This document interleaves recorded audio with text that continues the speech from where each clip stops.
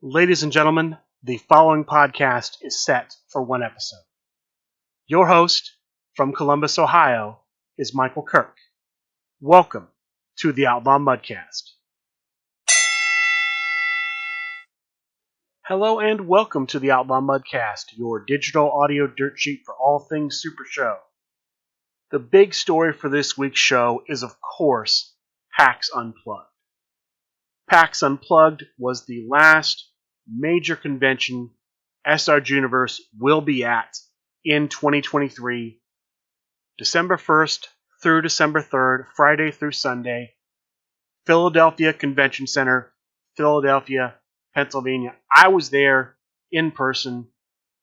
I'm going to talk about the events, but I think let's talk about the product releases first.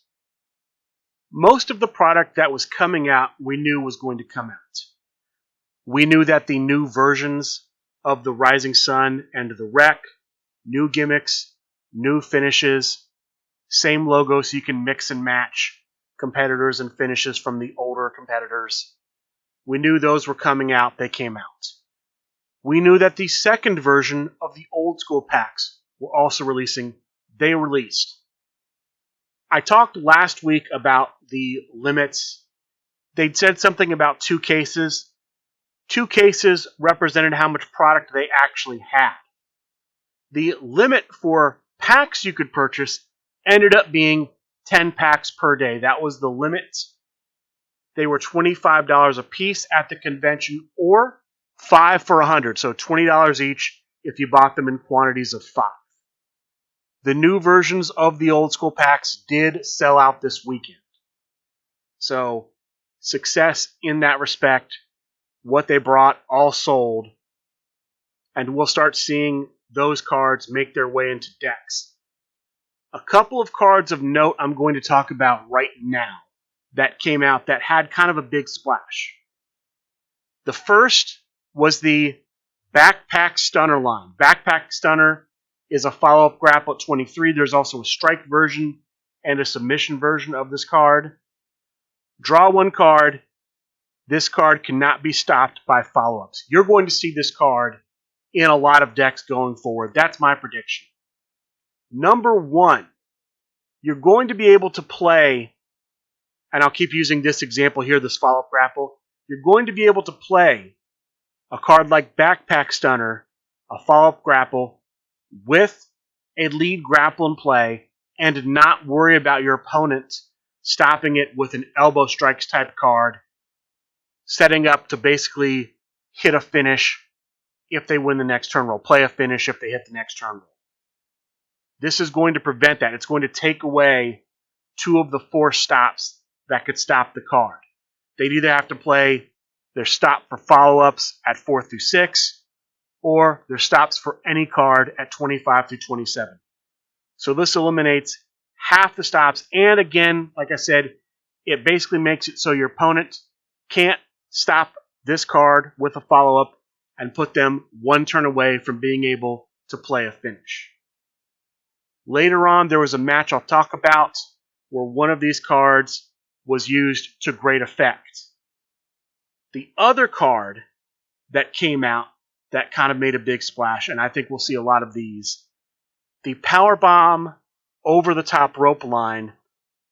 This is a card at number 16, 17, and 18. The Powerbomb is the follow-up grapple at 17. If you have a follow-up in play, add 1 stop icon from your discard pile to your hand. This is not if you have another follow-up. This counts itself. So you play this card, you can pick up a stop card. I think you'll see these in a lot of decks. I think any deck where a player can take a card out of play is going to run these. If you hit a stop, and then later on you can discard that stop, you can play the Powerbomb over the top rope card to get that stop back. This is an over-the-top card too, so this will work in the grand battle. I think we'll see quite a lot of this. Also, Backpack Stunner, the line that this card cannot be stopped by follow-ups. I think we'll also see those in decks where it finishes copy cards in play.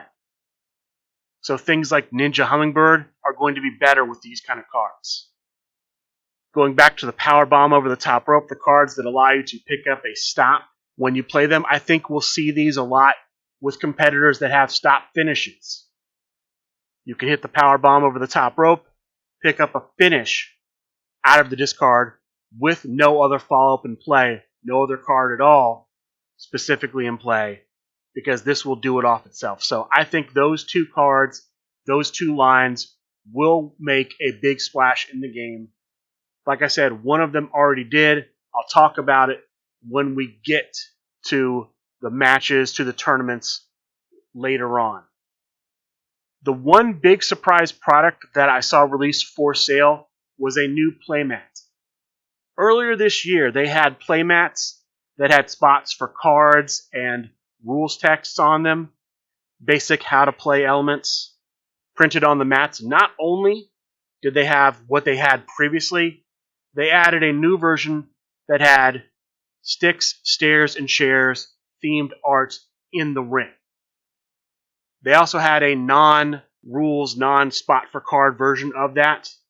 So they had two different versions of that playmat and then just the playmat where it has a spot for leads, follow-ups, finishes, discard, competitor entrance, and rules printed on it. So those, I didn't expect to see those. Those were surprised that they came out. We had a new apparel promo release. That was a new entrance card featuring Prima Lotta. There was also a new entrance card keeping the LFF old school, where basically if you ended your turn without playing a card, you could make your opponent's next turn roll -2 once per match. We had some new prize cards, a new PAX card. The prize cards were available as a purchasable pack. You could buy all of them. You could also win them. The only difference was a difference in the art. The rarer versions have a semi-full art effect, like a half to 3/4 full art on the card. But the cards do the same thing. I expect we'll see some of those. The ones that stick out to me, the draw 1 or shuffle up to 3 cards from your discard pile, they released that line in the 7 through 9. Those are the new releases that stick out to me. Now let's talk about the events from PAX Unplugged. Before I get to that, though, there was one thing in my notes I wrote down because this announcement came out during PAX, during the day, unrelated to PAX, and I want to mention it now because I can tell from where it's placed in my notes, I may overlook it if I try to come back to it. So, Deep South Championship match. Next match will be December 8th. Harvey Lester will defend against Brimelight. Brimelight of the Mission, formerly known as Brime Time. The winner of that match will play a contender to be determined at Sunshine SmackDown, January 25th. That's the next Create a Competitor Tournament, House Rules Games, Kissimmee, Florida. Now back to PAX Unplugged. All 3 days of PAX Unplugged, they opened with a new player event. The general format of the new player event is players would play 3 matches, and then they would give out cards as prizes. In the first event, they had 8 players. I don't have a lot of details about this. I'm pretty much just going to give you the player count. 8 players in the first new player event. The next event of Friday was a sealed Cosmic Crusader / Marauder of the Multiverse event.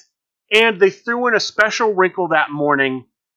They made this not just a sealed tournament, but the Play Pure tournament. So the winner of the tournament would become the new Play Pure champion. This, total surprise to me, I was the Play Pure champion going into PAX Unplugged. It's why I went to PAX Unplugged in the first place. They had not announced a Play Pure tournament, so I assumed it wasn't happening. So I was completely shocked to find out that they decided to make it a sealed tournament. I was allowed in the tournament, if I wanted to play the competitor and finishes for Le Guillotine because I was champion with Le Guillotine. I had to use whatever random deck I received, and I ended up receiving Venus. which is not a good deck with Le Guillotine. So I'm very disappointed that I wasn't able to play Le Guillotine. He wasn't able to get a shot to defend the championship. I had to try to defend with Venus. There were 22 players in this event. They had 3 bullet rounds. After the 3 bullet rounds, there were 4 undefeated players, and so they cut to a top 4. Unfortunately, I wasn't in that undefeated group, so I did not get a chance to make the top cut and potentially retain the championship. The 4 players who made the top cut were Robert the Brain Dunn playing as Silva, El Gato Sombrio playing as Terra, Carlos Lumbre playing as Jupiter, and Justin McDonnell playing as Neptune. The Brain and El Gato face off in the first semifinal match. Carlos Lumbre, El Hombre Cybernetico, and Justin McDonnell face off in the second semifinal match. The winners, the Brain and El Hombre Cybernetico. So they face off in the finals. Standard singles match, no stipulations in the top cut at all. This match ends up going to Crowd Meter 3. The winner, Carlos Lumbre. Carlos Lumbre becomes the new Play Pure champion with Jupiter. He's also a double champion because he is the Triad champ. Congratulations to Carlos Lumbre for winning the championship, for winning the first big tournament at PAX Unplugged. After this, they have the Steel Cage events. Each player is given a Steel Cage box set, the one featuring Brian Cage, and a random competitor, and they essentially have to play either Brian Cage or the random competitor with the deck and just play all Steel Cage matches in the tournament. They had 8 players in this event. They did group stages, 2 groups of 4, so each player plays the other 3. And then they cut to a top 4. So the 2 best records out of each group go to the semifinals. The winners out of the first group were the man who walked into PAX Unplugged holding the Deep Six Championship belt, the prize fighter, Simon Dabner. He was playing as Brian Cage, the Brian Cage out of the deck, Brian Cage second version. The other man to come out of the first group was one of the 2 special guests that were at PAX Unplugged Friday only. From Young, Dumb, and Broke, we had Jordan Oliver, and we had Charlie Tiger. Charlie Tiger playing as the Grump. He used the random competitor. In the other group, and ended up being a triple threat play-in match, a triad play-in match, Hollywood playing as Brian Cage, a player named Tim playing as Brian Cage, and from what I understand, the other Young, Dumb, and Broke guest, Jordan Oliver, playing as Diamond Janie G. He is pinned, he's eliminated, so in the semifinals we have the prize fighter versus Tim and Hollywood versus Charlie Tiger, with the prize fighter and Hollywood going on to the finals. Again, Steel Cage match because these were all Steel Cage matches. The match goes to Crowd Meter 1. At Crowd Meter 1, escaping the cage to win the Steel Cage event, the prize fighter, Simon Dabner. So congratulations to the prize fighter for winning the second event outside of the new player events for PAX Unplugged. Then we have what they call an old school limited draft event. In this event, players received an old school pack. They received a 1 through 27 deck of random cards. They received a random competitor. They had to build a 1 through 27 deck from what they pulled out of both packs, decide what competitor they were using, and essentially build that deck and play that deck. There were 12 players in this event. They had 3 bullet rounds. They ended up cutting to a top 5 2 of the players in the top 5 were undefeated. The other 3 had records of 2-1. The 3 2-1 players played off in a triad match. Carlos Lumbre playing as the Commissioner Drew Matson, Chris Pate playing as Miss Supernova, and Robert the Brain Dunn playing as Lord Gareth.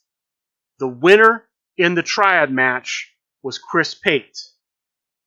In the undefeated singles match, we had Aaron Livingston, who I believe is from RRCW, playing as Kempo Kenny, and yours truly, Michael Kirk, playing as the Above Average Warrior. This is the new version of the Cuddy Warrior. The winner in that match was me. So I faced Chris Pate in the finals of this old school pack event. The winner at Crowd Meter 2, Chris Pate. Congratulations to Chris Pate. It was a tough match, but he pulled it out. He wins the third event of Friday. And then we get to the last event of Friday. Again, an old school pack event. This time, it's a full draft. There were only 6 players in this event. Each of the 6 players were in a draft where they drafted from 6 old school packs, 6 random 1 through 27 decks, and 6 additional competitors. So 12 competitors total, 12 cards in each slot 1 through 27. After the draft, every player would have 2 competitors and 2 cards in each slot for 1 through 27. They built a deck out of that, and then they were paired off in singles matches. The winners of the singles matches, and there was just one singles match for each player, the 3 winners were placed in a triad match. The 3 losers were placed in a triad match. 1 fall to a finish for each triad match. The winner of the winners triad was first place. The winner of the losers triad was 4th. The person who was pinned in the winners was 3rd. The person who was pinned in the losers was 6th. And then they prized based on 1st through 6th. In the winners bracket, we had Bob Dunn playing as Big Bad Bobby D, Chris Pate playing as the Master Chef LMP, and yours truly, Michael Kirk, playing as Downriver Drew. In the losers triad, we had Fotista playing as Sergeant Yoga versus Tyler Sickles playing as the Prize Fighter versus Aaron Livingston playing as Big Game Leroy. The winner of the losers triad match was Fotista. So he's 4th. Tyler Sickles ended up being 5th. Aaron Livingston was 6th. The winner of the winners triad was the Brain. So the Brain takes 1st. Chris Pate takes 3rd. I take 2nd place. That was the final event of Friday. Saturday, the day starts off with a new player event. 12 players in that event, run like the previous new player event. I don't have any names of any participants. The next event of Saturday is another old school pack limited draft event. Each player received an old school pack and some other additional product, additional entrance card, that keeping the LFF old school entrance card I talked about earlier. They gave out those at quite a few events. Competitors, I can't recall if they gave out an additional 1 through 27 here, but players had to build out of this limited amount of cards a 1 through 30 deck. There were 12 players in this event. They did group stages, where each player played the other 3 in their group, and the top records end up going into a triad final match. The players in the triad final were the Star Maker, Everett Stevens, playing as Commissioner Drew Matson, Robert the Brain Dunn, playing as the Commissioner Drew Matson, and yours truly, Michael Kirk, playing as the Hornets. The winner in the match, Bob Dunn. Bob Dunn pins Everett Stevens, So he's third. I'm second in the event. Congratulations to Bob Dunn for winning the final old school pack event of PAX Unplugged. The next event Saturday is the Hardcore Draft event. This is a sticks, stairs, and chairs event where the winner will get a shot at Theo the Greek Neo. The winner of that match becomes the new LFF Hardcore Champion. There were 12 players in this event. They divided them up into groups of 6. This was a draft event. Only 6 competitors and 6 cards at each slot 1 through 27 in this event. We did a full draft. Afterwards, players were broken up into 3 singles matches. The 6th pick in the draft got to pick his stipulation. The 5th pick in the draft got to pick his stipulation. The 4th pick got to call out his own opponent. This was a sticks, stairs, and chairs themed event. So, each one of the 3 stipulations in the singles matches was a ring step, steel chair, or kendo stick match. The winners of the singles matches faced off in a triad match using the sticks, stairs, and chairs stipulation. The losers did the same. Same format. The winner of the winner's pod was considered first for prizing purposes. The pinned player was considered third. The winner of the losing pod was considered fourth. The man who was pinned in the losing pod considered sixth. They had 2 groups, 12 players, 2 groups. So we end up with a winner's triad, a loser's triad for each group. In the first group, we had Bob Dunn the Brain versus the Nightmare King versus a new player I'm not familiar with, Max Ehrenstein. The winner of the first pod was the Nightmare King. In the second pod, we had Chris Pate, second winner's pod that is, Chris Pate versus the prize fighter Simon Dabner versus yours truly, Michael Kirk. Simon Dabner wins that pod. So, the winners of the pod face off in the finals. The Nightmare King playing, ironically, as the prize fighter, the competitor created by Simon Dabner, against Simon Dabner playing as the Iron Sultan. I was unfortunately unable to watch this match because the event I reported on earlier, the limited draft event where I was in the triad finals, that took place at the same time as the hardcore draft finals. So I did not get to watch that match live. It was a sticks, stairs, and chairs match. And the winner of that match, who will face Theo the Greek Neo, the former LFF Hardcore Champion, the Nightmare King. The Nightmare King, the last champion before the division was scrapped, is going to get a shot to once again become the LFF Hardcore Champion. That's kind of crazy to me. We could have him get stripped of the belt and then resume being champion if he wins just one match. So wild outcome, but that's what happened in the hardcore draft event. Congratulations to the Nightmare King for winning the event and putting yourself one match away from regaining the championship you held. The final event of Saturday night was the only constructed event where you brought your competitor, your 1 through 30 deck, your entrance, your spectacles, and then you played to become the PAX Unplugged 2023 World Heavyweight Champion. This was the World Heavyweight Championship Tournament for PAX Unplugged 2023. They had 32 players in this event. We played 5 bullet rounds. After the 5 bullet rounds, there was a cut to a top 16. Anyone with a record of 3-2 or better made the top cut. 2 wins or less did not make it. There was one undefeated player that I'm aware of. Chris Pate went 5-0 in the bullet round portion. In the top 16 of the event, The stipulation was a special guest referee match.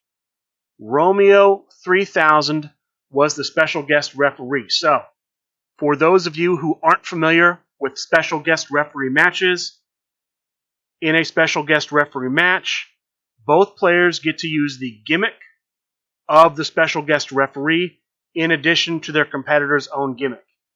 For Romeo 3000, his gimmick, going from memory, when each player rolls the same skill for their turn roll, draw a card. That was the stipulation in the first round. Otherwise, standard singles match rules applied. The next round, the round of 8, was a New York rules match. The 8 players that made the quarterfinal round were, in matchup order, Chris Pate versus Ted. I don't have a last name, just Ted. Yours truly, Michael Kirk versus Clifford Smith. The Italian Bombata, Chris Pagillo versus Aaron Glidden. And Google Docs Dan versus JVD. The winners in this round, Chris Pate, Cliff Smith, the Italian Bombata, and JVD. Chris Pate and the Italian Bombata face off in the top 4, which ends up being a Psycho Circus match. Chris Pate playing as his own creation, Ricky Riot. The Italian Bombata playing as a competitor he had commissioned based on Shelby Stevens, the daughter of Hall of Famer Matt Stevens, the Witch's Apprentice. The other matchup in the semifinals, Cliff Smith playing as the Next Supreme versus JVD as Kenny Omega. Both matches go to crowd meter 1. The winners facing off in the finals, the Italian Bombata and JVD. Before I get to the finals, I want to say that the first semifinal match, the Italian Bombata versus Chris Pate, was the match where the new Backpack Stunner line of cards came in big. Because the card number 24 in that spot, the follow-up submission that says draw 1 card, this card cannot be stopped by follow-ups. It has choke in the name.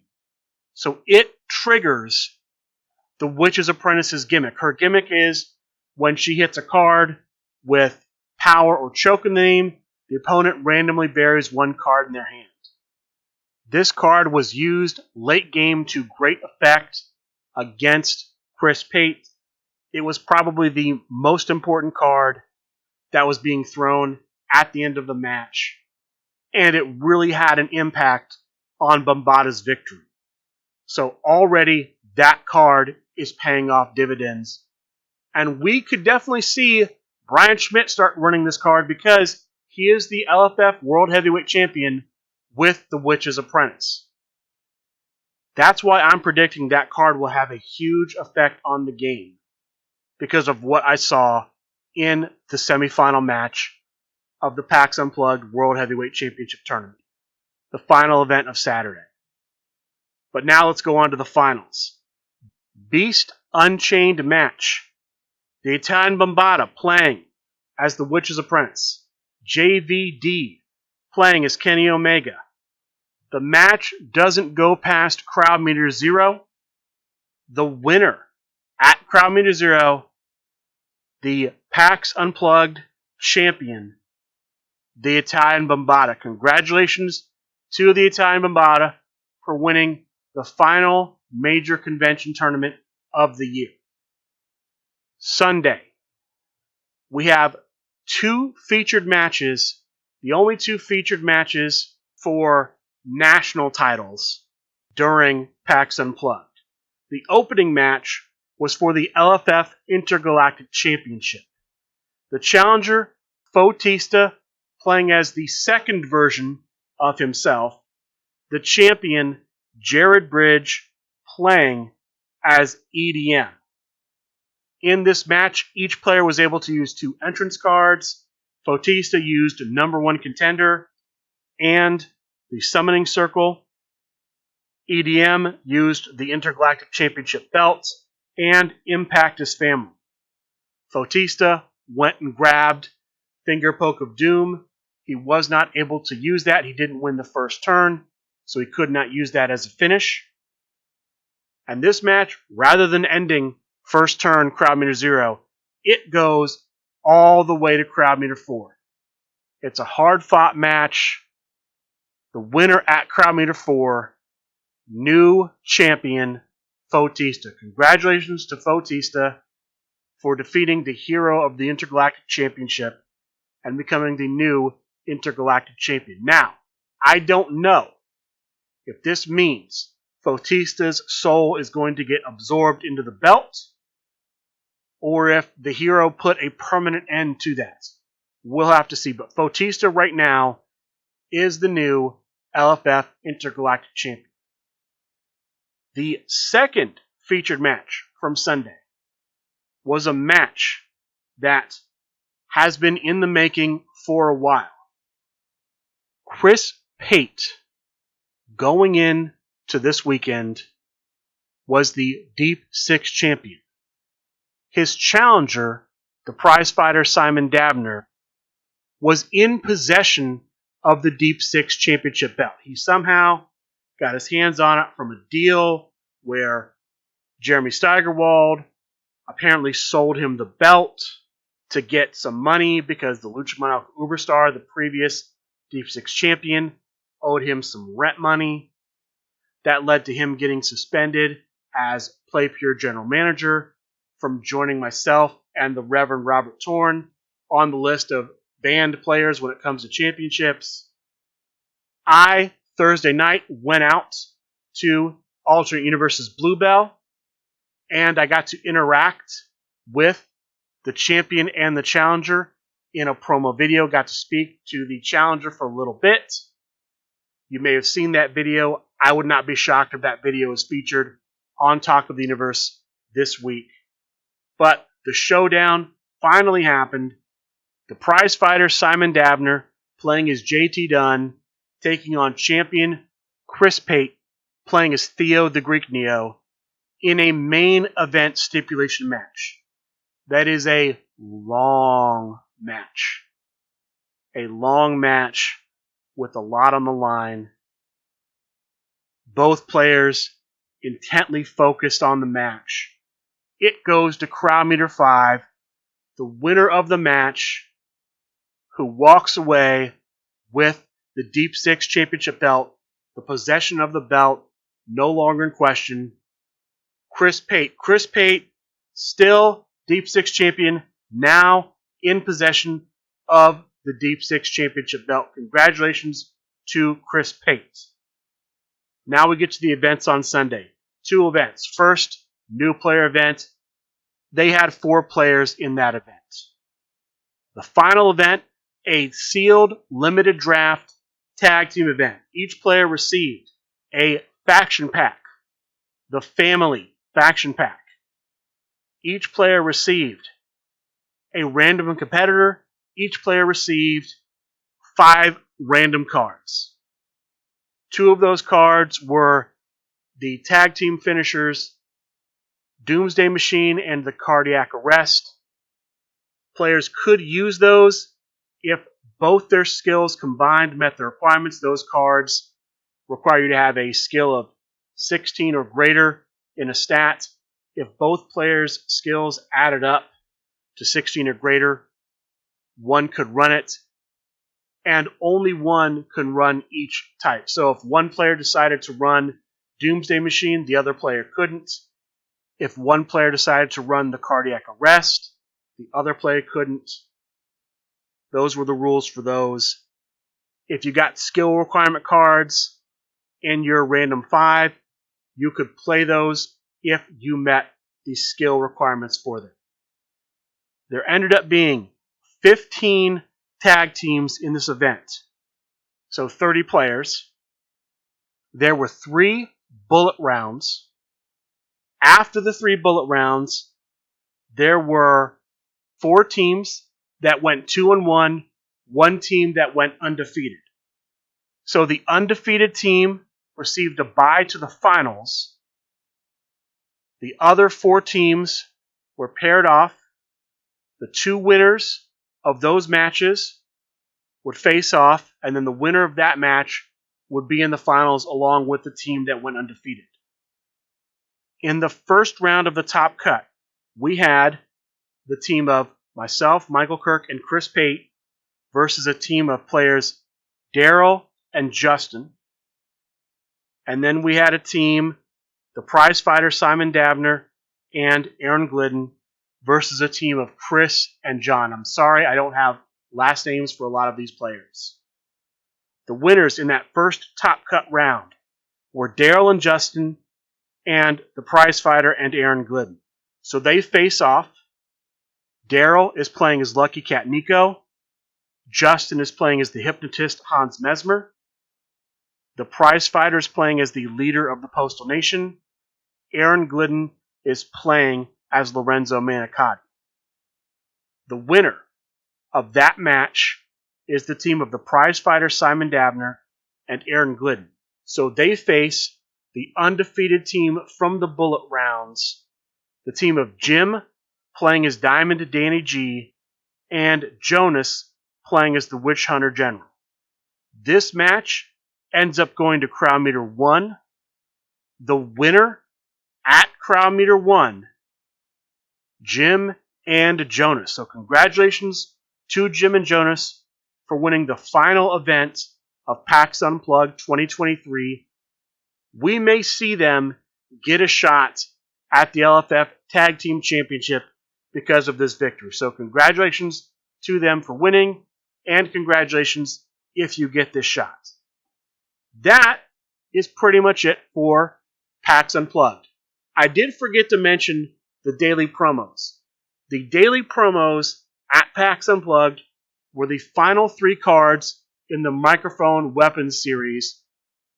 The card at 24 on Friday, 27 on Saturday, and 30 on Sunday. To my knowledge, all of those promos were given out. There weren't any extra. There are non-logoed versions because those had the PAX Unplugged logo on them. There are non-logoed versions available on the website. Last I looked, you could buy them individually, or there was a bundle. They were $10 individually. The bundle was $25 for all 3. One other thing that I didn't mention about PAX Unplugged was that local play group DWA, this is the group out of Alternate Universes, played a number of matches for their World Championship. On Friday, the champion going in, the Star Maker Everett Stevens, playing as the player of the era, took on challenger Aaron Glidden in a main event stipulation match, and at Crowd Meter 1, he retained the championship. Saturday, the Star Maker takes on main event Brett. Main event Brett playing as Sammy the Draw Callahan, again in a main event stipulation match. And at Crowd Meter 4, he retains. The Star Maker 2-0 in championship defenses.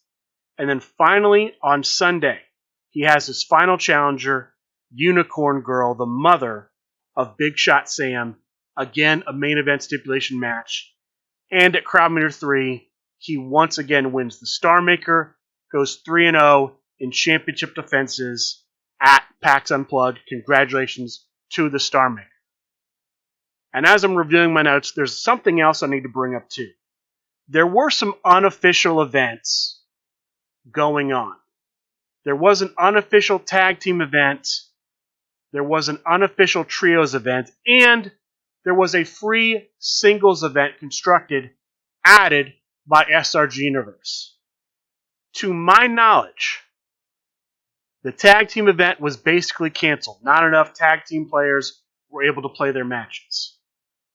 The singles event was basically canceled. Only a couple singles matches were reported to Chris Pagillo, who was tracking them. In the trios event, Simon Dabner is running away with the trios event. He's undefeated last I looked, and I don't even think there's a player close to him in second. That's the only one where we may see results happen in the future. Right now, though, Simon Dabner dominating the trios events. I don't know if we'll find out more about any of these later. That's where they stand as of right now. And that is going to do it for the PAX Unplugged coverage. Outside of Supershow events, my impressions of PAX Unplugged, it's fine. It's no Origins. It's no Gen Con. I like those conventions better. Would I go back to PAX Unplugged? Maybe. This was the second time I was there. If you only had one convention to go to, would I suggest making PAX Unplugged that convention? If money was no object, no. If financially PAX Unplugged makes the most sense for you, yes, go to PAX Unplugged. But compared to the other two big conventions, Origins and Gen Con, they're better. I'll also say I was hoping that we'd see a lot more New York and New Jersey players than we ended up seeing. Maybe this was a down year for them. I know of a couple players from that area that could not make it. But I was hoping to see more New York players, New Jersey players, and that just didn't happen. I did get to see and meet a lot of people. I got to meet the Plant-Based Bruiser for the first time. I got to meet the Nightmare King, I believe, for the first time. I got to see Google Docs Dan for the first time since the original Grand Gathering. And then I just got to see a bunch of players I've seen multiple times, and it was great seeing them again. Special thanks to the Italian Mavada for running the events all weekend. You did a great job doing that. I don't know when the next time we're going to have a big convention like this. I'm thinking the next big in-play person event, outside of creative competitor tournaments like Sunshine, SmackDown, or Rumble at the Rumble, is going to be the Grand Gathering. I'm not sure when the Grand Gathering is going to happen. I'm thinking March, give or take. We'll have to see. I'll be watching for that. But it's happy to go to PAX Unplugged. Happy to see everyone else again. And I think that's all I have to say on that. So, that was the big news this weekend, PAX Unplugged. We also had this weekend an ACCW event. Let me give you the results I have for the ACCW event. These results are in no particular order. I was not able to watch the matches that were streamed online. I was just too busy at PAX Unplugged. Starting in no particular order, we have the ACCW Heavyweight Championship match. This match saw challenger John Hodges, playing as Danhausen, take on champion Johnny Correa, playing as the Magnificent Mr. Ray. The winner and still champion is Johnny Correa. Congratulations to him. The next match for the ACCW Tag Team Championship saw challengers Rob Britt and his partner Nick play as Brett the Metalhead and Lucky Cat Nico, defeat champions the Protectors of the Light. Protectors of the Light were champions with Treaty of Friendship. That is the Mercenator and Merlin von Berlin. Congratulations to the new champions for taking that strong burial deck and getting it done. Then we have the ACCW Underworld Championship match. The challenger was Chip Allen, playing as Eva Lionheart. The champion was the LFF Chiropractor, playing as EV Fresh. The winner of this match in a squash match was the champion, the LFF Chiropractor. He retains. In the ACCW Hardcore Championship match between challenger Hold the Line Harry, playing I believe as himself, that's what it looks like from the notes I have here. He takes on everyone's enemy, the champion Joel Williams, playing as the Heathen Cruel, with the winner in an upset, new champion Hold the Line Harry. And then, the final match I have results for, the ACCW Tornado Tag Team Championship. This was an open challenge from champion Downriver Drew, the champion with the Young Bucks. This ends up being a gauntlet match. The first player in the gauntlet was someone known as Your Guy, playing as Flipping Machines. It was a close match with the Young Bucks and Downriver Drew pulling it out. The second match ends up being between Brimelight with the Treaty of Friendship against the champion, and Brimelight wins. He becomes the new ACCW Tornado Tag Team Champion. He ends a 6-month reign by Downriver Drew with the Young Bucks. Congratulations to him. Congratulations to all of the winners. There was also a sealed event using the new old school packs. They ended up having 5 players use El Gato Sombrío, but the winner used Brewmeister. I don't know who actually won the event. I did not get that result, but the winner used the new version of their Brewmeister. So congratulations to whoever that was. Now let's talk about the tournaments and featured matches from this past week. I'll start with the featured matches from Monday. Monday, the Big Picture Premium had a pay-per-view event with 2 matches. The first match was the finals of the Hollywood Heavyweight Championship #1 Contender Tournament. This was a 2 out of 3 fall match. The first competitor, the first player, was Jorgito International Cool, playing as Naja Mai. His opponent, the Star Maker, Everett Stevens, playing as Quadruple H. The first match goes to Crowd Meter 1, with the Star Maker taking the first fall. So he's 1 win away from becoming the new contender.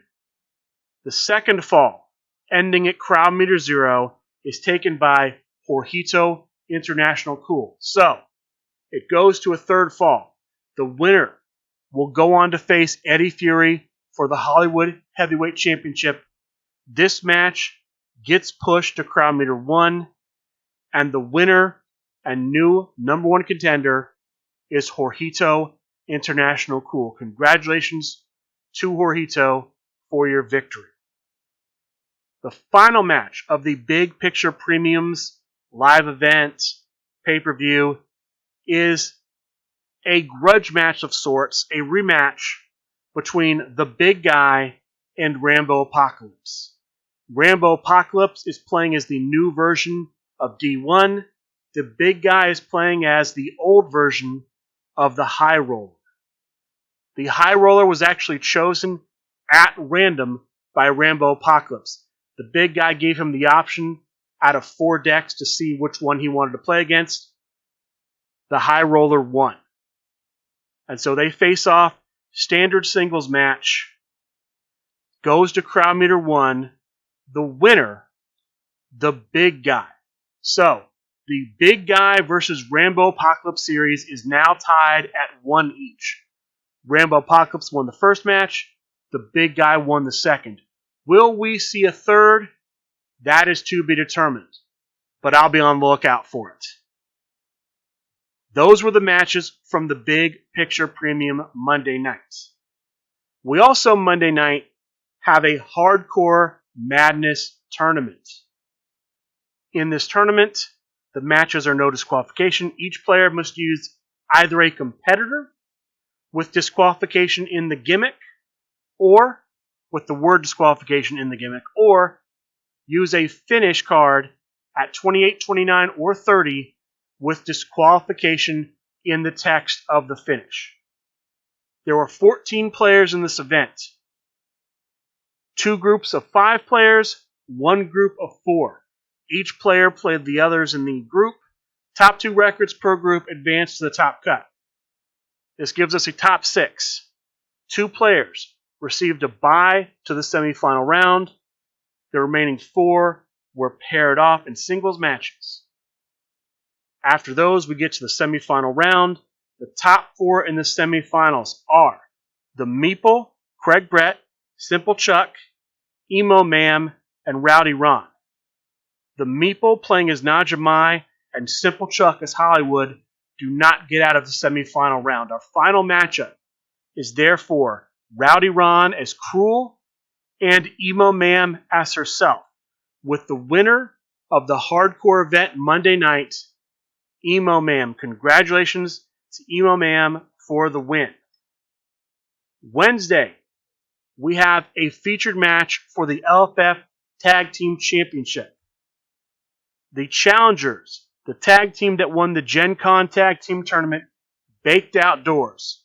Sherry Von Danish playing as Danhausen, the Great Outdoors playing as Ariel Lipstick. The champions, the Animal Kingdom, the Penguin playing as the original version of Brian Cage, and the Cheetah playing as the Rising Sun.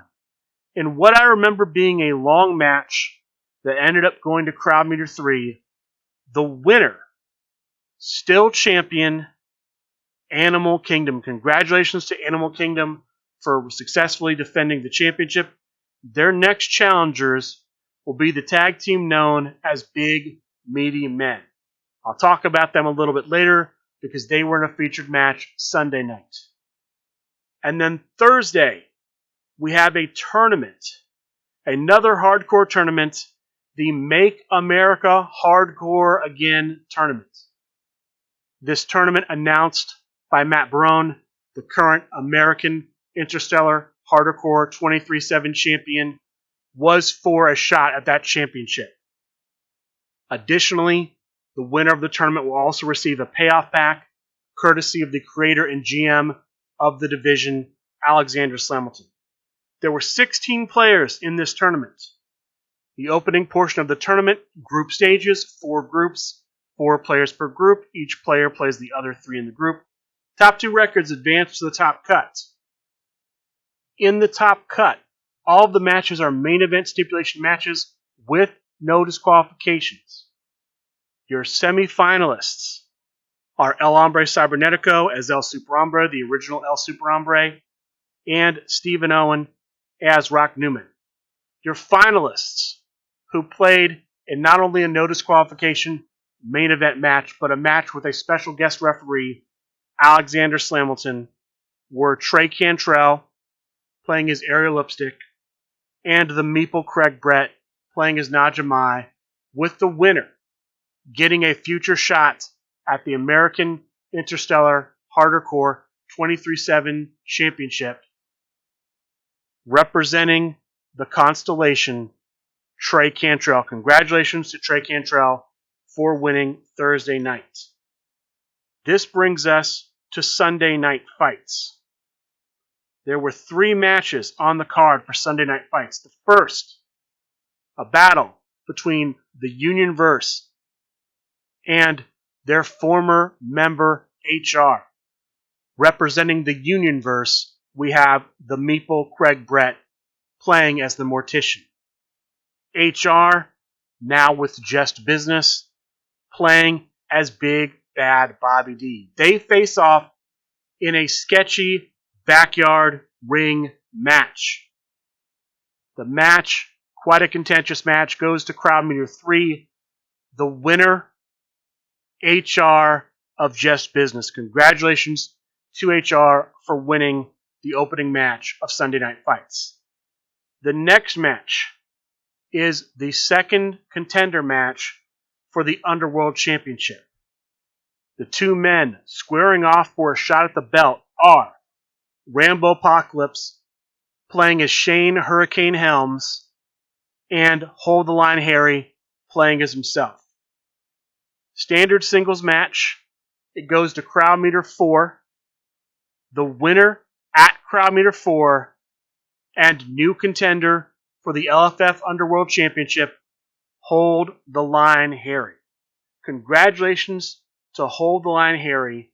The play of the match for me, at Crowd Meter 3, Rambo Apocalypse hits the finish, rolls an 11. Hold the Line Harry has 1 shot to break out. His grapple finish, the flanking maneuver, is a spotlight card. It has an effect in the discard pile. If it's in the discard pile, Hold the Line Harry gets +1 to his first breakout roll. The finish roll was an 11. He had to roll agility on the first breakout roll. He did at crowd meter 3, and he used that to go on and win at crowd meter 4. Amazing play.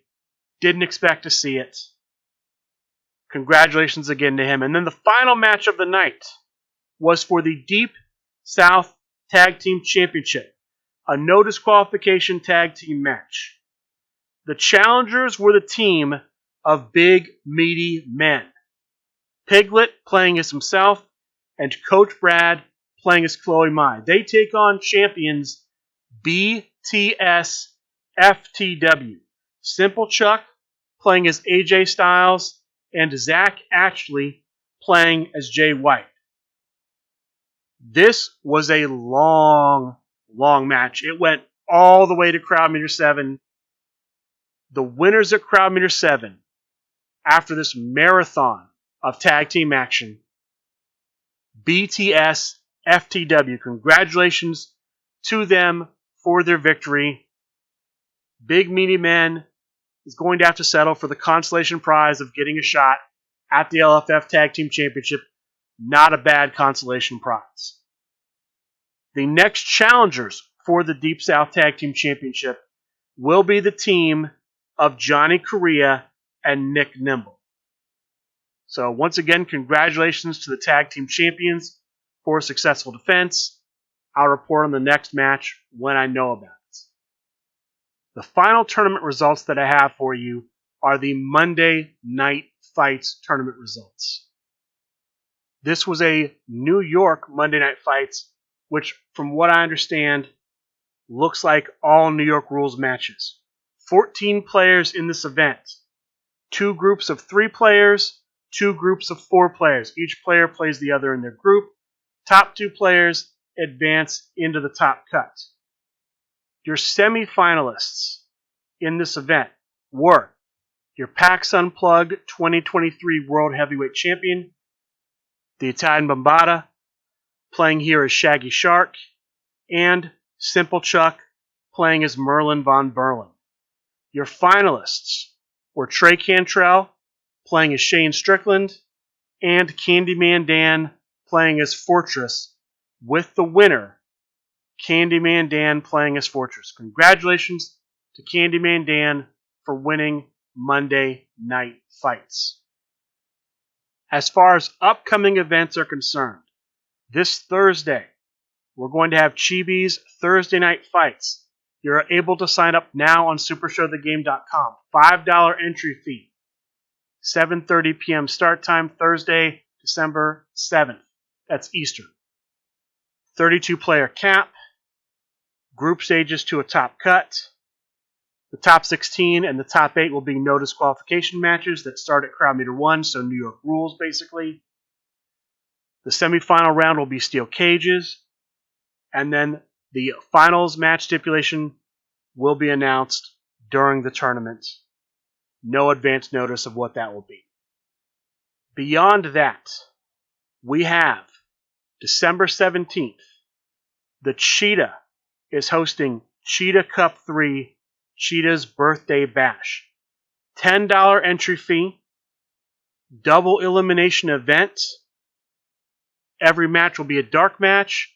Every match will be an undisputed rules match. Every match will end in one fall. Undisputed rules, if you lose 3 turn rolls in a row, you automatically win the next turn. That doesn't count bumps. There's a huge ban list for this event, so if you're thinking about participating, check that out.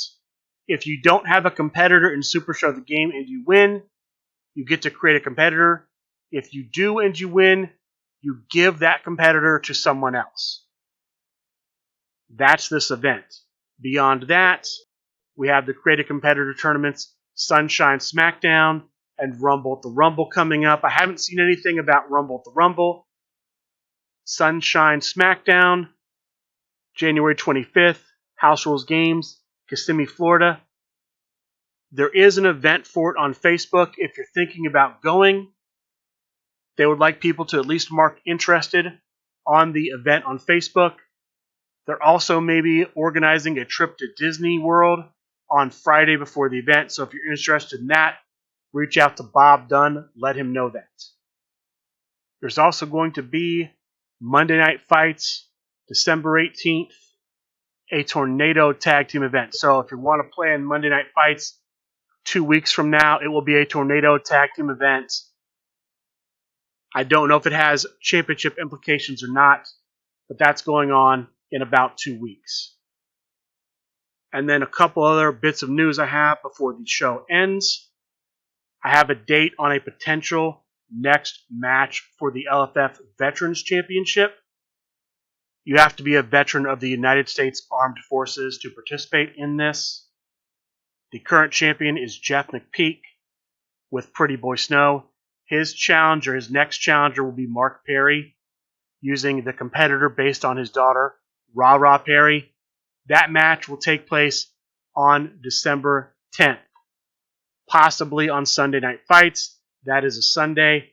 I don't know that for sure, but that makes a lot of sense. And then the last bit of news I have before I go, I've only seen this one place, but Supershow the Game in the past has made box sets based on wrestling promotions. They did one for Catalyst Pro Wrestling. They did one for New South Pro Wrestling. Apparently at the last wrestling event put on by Pro Wrestling Revolver, there's going to be a Pro Wrestling Revolver boxed set. Pro Wrestling Revolver is the wrestling promotion created by Sammy the Draw Callahan, Jessica Havoc, Madman Fulton, who were all in Supershow the Game, have wrestled for that promotion on multiple occasions. John Moxley has wrestled for them. Quite a number of wrestlers that we may know. JT Dunn and his wrestling faction, The Unit, have wrestled there. His faction also includes Mike Verna, although I've never seen Mike Verna at a Pro Wrestling Revolver event. That box set may be coming out. No details other than apparently it was announced SRG Universe has sponsored Pro Wrestling Revolver for years, so I'm not shocked this is happening. It's probably shocking, more shocking that is, that it's taken this long. But that is somewhat breaking news. No details beyond they announced there's going to be a Pro Wrestling Revolver Supershow the Game box set. Not SRG Universe, Pro Wrestling Revolver announced it. Allegedly at their last event in Iowa. Oh, and one last thing. Brief news, although no real additional news.